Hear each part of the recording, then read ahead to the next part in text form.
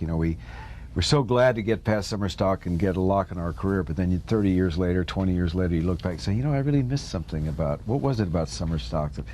Well, it was that drive and passion and commitment and hope that overshadowed any suffering. So it was the idea to recreate that, and we had nothing else we could do. There was no place to stay because I had no real estate.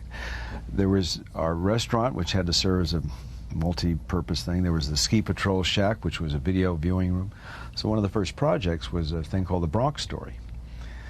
So you got to figure how resourceful the filmmaker John Alpert, who was a documentarian, had to be to make the Bronx out of the mountains. One thing led to another, and when I watched the energy of the actors, the artists working together, carrying their own food here and there, carrying the equipment back and forth, I knew something was really right. And so therefore I said, wait a minute, this can be a community for the arts. So what would that be? Well, my own start in the theater, that would certainly be a part of it.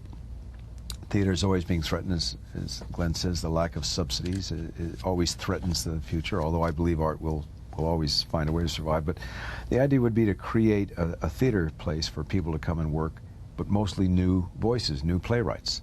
And actors would come and have a chance to work both theater and film, as many actors have done and do, and gives them a chance to keep their oil.